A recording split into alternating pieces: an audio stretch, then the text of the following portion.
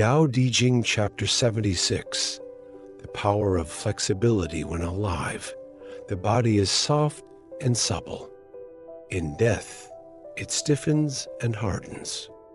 Grass and trees are tender and pliant in life, but brittle and dry in death. So rigidity and strength are companions of death. Flexibility and gentleness are companions of life. That is why an army that relies on force will fall. A tree that grows tall and unyielding will be cut down. What is strong and unbending occupies a low place.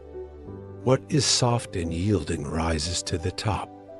Key thoughts and philosophical insight. 1. Life is marked by flexibility, death by rigidity.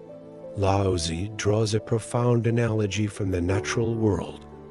All living things are soft, moist, and flexible, while stiffness and hardness are signs of death.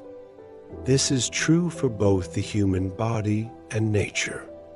In essence, the ability to bend, adapt, and yield is a characteristic of vitality, while rigid strength signals the end of life.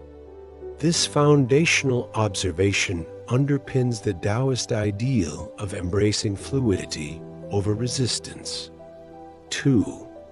The danger of force and control. Using force to assert dominance, whether in military conquest, political leadership, or personal relationships is, in Laozi's view, a path toward self-destruction. The army that prides itself on might, or the person who insists on always being in control, will eventually face downfall. Laozi's wisdom teaches us to abandon the glorification of strength and instead recognize the enduring power of gentleness. 3. Strength in softness, power in humility, contrary to conventional thinking. Laozi argues that true strength lies in softness. The softest water can wear away the hardest rock. The seemingly weak and humble ultimately outlast the proud and rigid. This echoes the Taoist theme of wu-wei, non-contentious action, where yielding and patience achieve more than brute force ever could. In nature, the flexible survives the storm, while the unyielding is broken. How this chapter offers modern wisdom. In modern society, assertiveness, rigidity, and dominance are often associated with leadership, success, or confidence. But this chapter calls us to reconsider our admiration for hardness and control. In personal life, emotional rigidity leads to broken relationships. In business, inflexibility leads to obsolescence.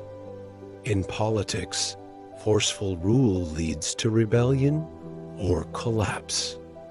This wisdom is especially resonant in the age of constant change.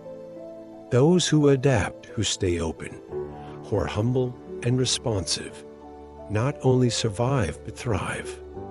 The modern leader, partner, or thinker must cultivate emotional intelligence, listening, and resilience through flexibility, not control through fear.